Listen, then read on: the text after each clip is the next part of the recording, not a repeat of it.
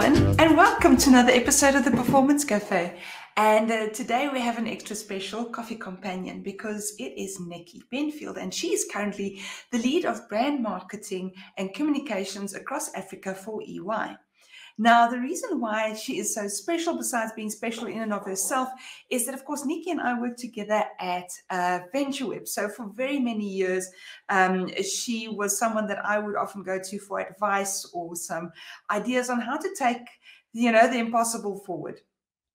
So when I asked Nikki to describe herself, I got the following, and you'll soon understand why it is such a quirky and brilliant description. So Nikki writes that she's a daily wordler, querdler, and occasional octordler. We're going to have to discuss that, people. I have no clue. She's an ideas person who loves to offer an opinion. She likes to create, brainstorm, share knowledge, and develop solutions. She loves being with people in the room, with clients, understanding challenges and situations, and to be innovative and creative. She definitely gets bored of everything by draft 5 of anything. And she's a half full glass kind of person who always sees or finds the positive in a situation. She's a great leader and mentor, and that's because she says she's had great leaders and mentors, so she knows the good from the bad. And as a person, she's able to control a situation rather than have a situation control her. She has an amazing network of strong marketers, and she stays in touch with as many of them as she can. And she likes to produce results always, but also has to learn when to say no. She also says she tries to be the type of person that she would like to work with. And yes, that certainly has stood her in good stead as we have moved on from VentureWeb and still maintain our connection. So without further ado, here is Nikki Benfield. Hi, Nikki. Hi, morning. Thanks for having me. It's only a pleasure. It has been so long and so much has happened. I can't believe it's been a couple of years since I left VentureWeb, and you did too. So it's good to be catching up today. But I have to ask a little question. I know what is Wordle. What is a querdler? And what is a octordler? I hope I've said those right. So Wordle, as you know, I think is the latest global phenomenon of a 5-letter word in 6 guesses, no clues. Wordle is 4 puzzles at the same time in, I think, 8 chances. I think you get to do the four puzzles at the same time, so it carries all the words through. And octordle is 8 puzzles at the same time. So it's become a little bit of an addiction. I'm a wordy person, as you know, and so it's a bit of a family challenge for us. And yeah, we're all out there every day on our family group sharing our statuses. That's fabulous. But that's exactly why I'm too scared to even start Wordle, because once I start, I just do not stop. There is no end. I will stay inside the app forever. I think the benefit of it is actually, the Candy Crush thing took over the world and people weren't sleeping because they were playing Candy Crush till 3 a.m. I think that the appeal with Wordle is that there actually is only one word every day all over the world. So you actually can't get addicted. So kind of once you've done it, you're done for the day. You've got to wait for the next day. I could sit there, see myself sitting there, watch this space. Yeah. This is me. I'm watching for the next one. I can imagine that with you. Indeed. So Nikki, heavens, we were leading edge when we worked together. We were working remotely. We were working with other people who were working remotely. Things were beautiful, and then COVID came along, and apparently we had some really key skills that we had developed there that people are now battling with. So I want to talk to you today about performance. Now, your background, Accenture, you're currently with EY. These are not companies that take performance lightly. What do you think happened with the nature of performance, specifically around COVID, how it's sort of come to meddle with what we understand as normal?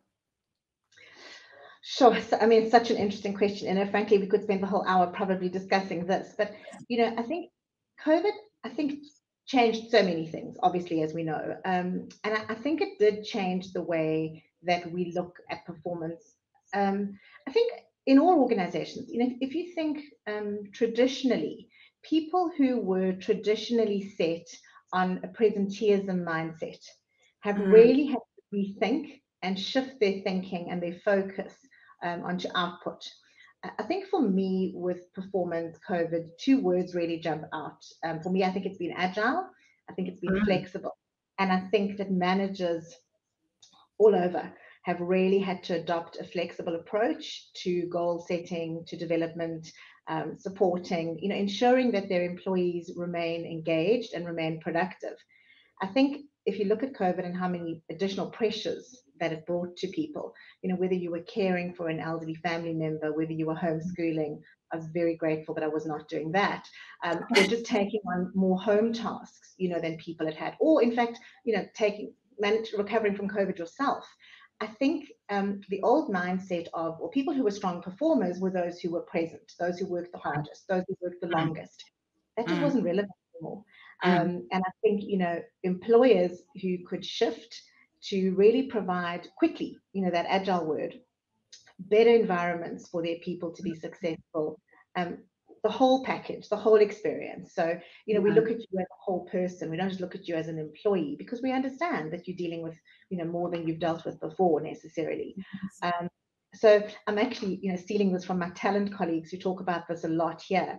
We know that employee engagement, Yes. well-being, and Yes. performance are Mm-hmm. inextricably linked. And so I Mm. think businesses who got the employee engagement and the well-being piece right in their organization would thrive, and I think see strong performance. And if I look at what we did here, our focus was primarily on health and well-being of our people. Yes. And I think Yes. that led then into hopefully strong performance.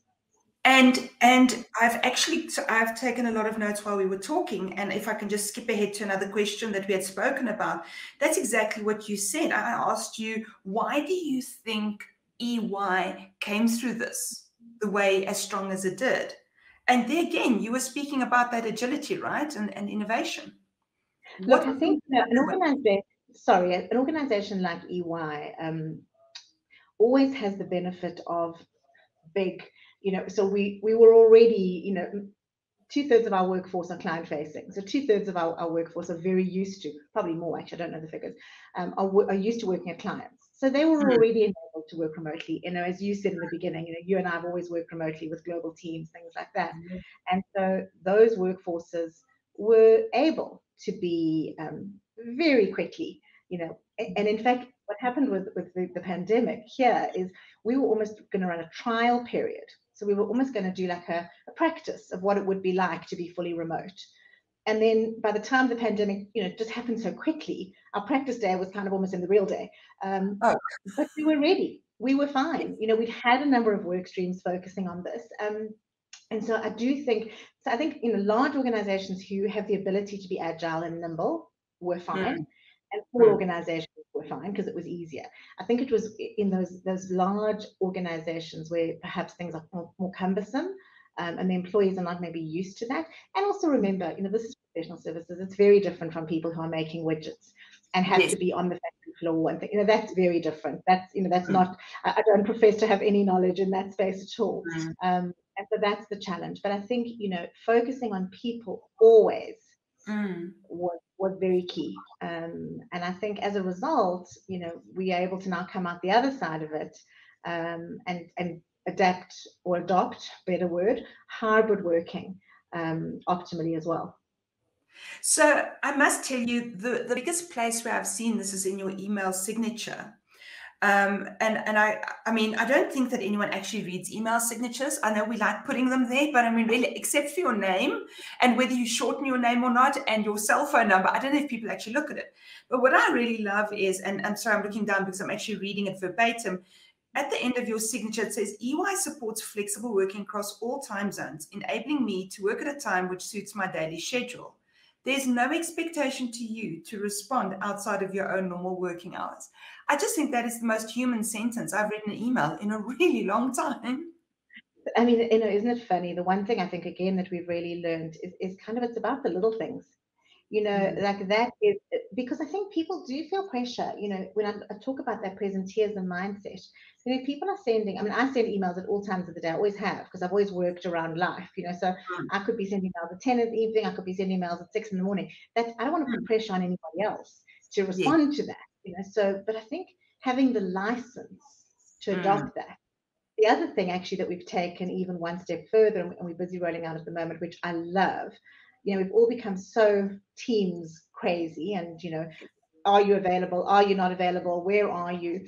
And we've done some really nice examples of little team statuses. So for example, today I'm working from the office, and my team status will say, I don't think it does because I've had a bit of a busy morning and I haven't had a chance to do it, but it will say things like, I'm in the office today, making time to see people face to face.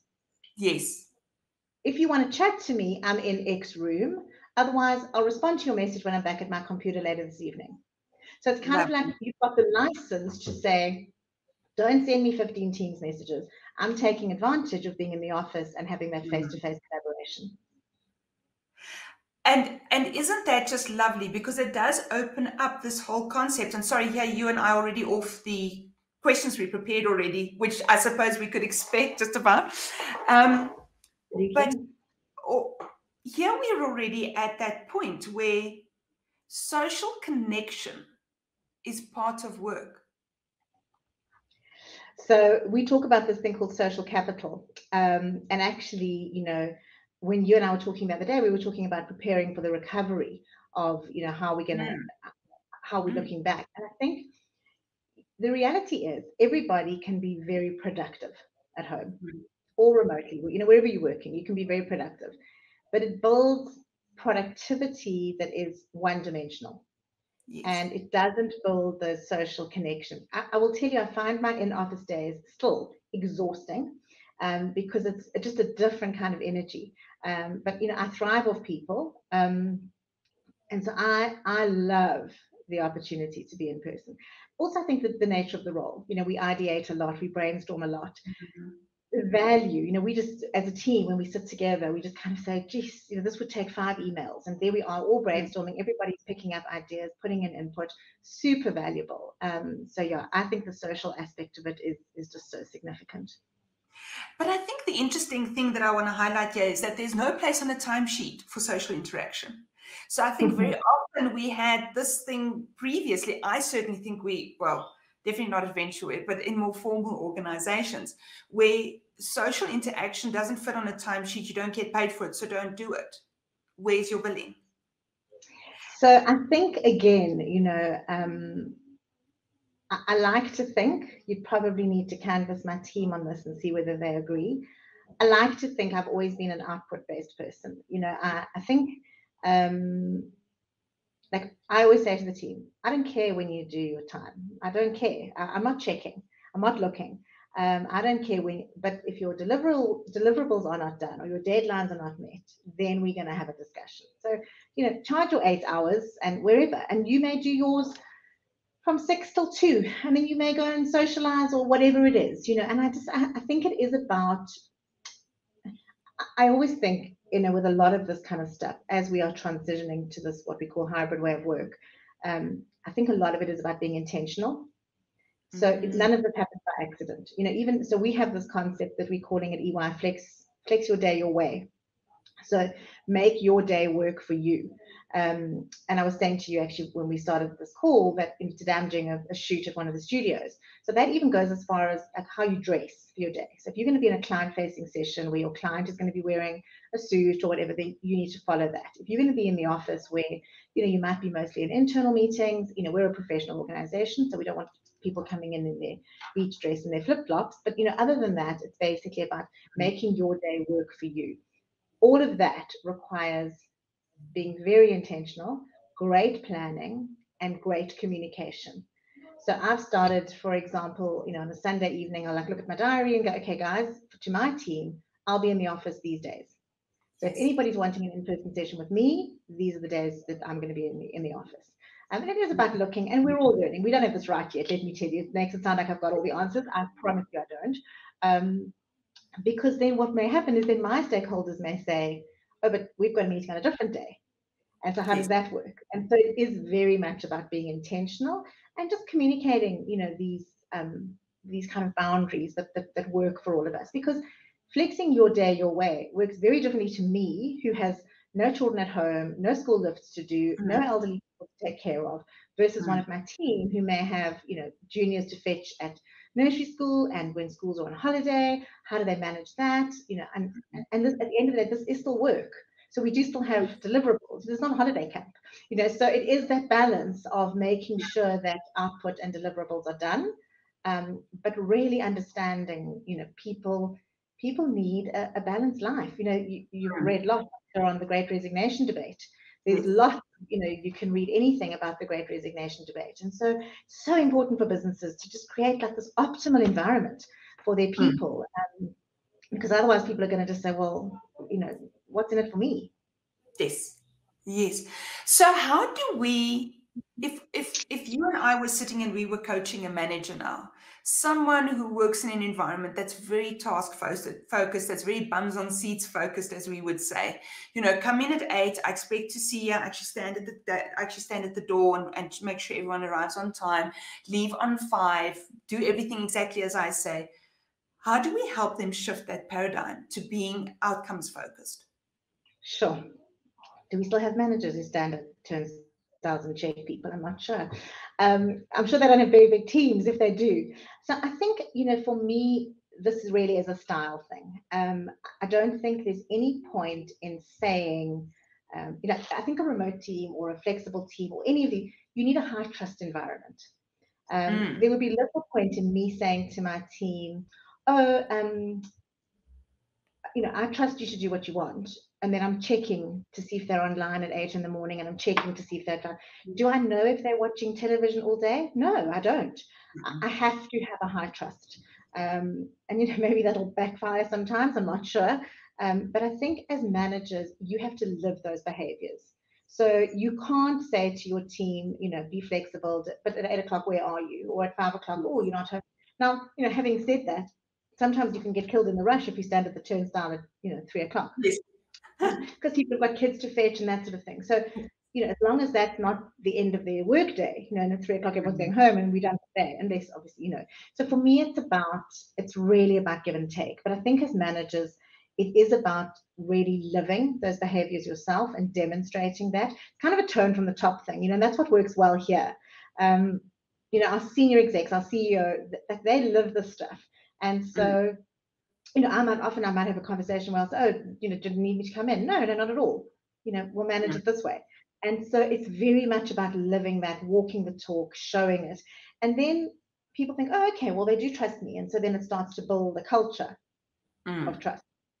And, we recently ran a session actually as a team, a Power Hour high performance team session. We have an in-house learning and development team who runs some fantastic sessions, and just really valuable to bring you back to the essence of what a high performance team really is. So, who are you when you're at your best? Who are you when you're not at your best? And all of these factors, I think, play into creating this high trust environment. Because if you have a low trust environment, you're never going to succeed with these things. That's the reality. So, if you're standing at the turnstile every day, good luck, because you're going to be hiring new people every day. And I think that's the shift we've seen, is how employees are not people that follow anymore. They are people that set their place. I always tell the story about, I've been working for a very long time because I'm very old, but when I started working, when I had my first interview, it was with a lady who's now a very good friend of mine from Accenture, and it was very much about whether she liked me. Yes. And it was never about what I liked or what I wanted, or, there wasn't that reciprocal two-way arrangement. And in fact, we've been building a number of teams here, and when I'm interviewing people, it is very much about, well, this is not just about whether we like you. This is very much about whether this is an environment where you think you can grow, where you think you can collaborate, where you think you can thrive. Most importantly, where you think you can be happy. For me, we spend a lot of time at work. What is the point of doing it if you're miserable?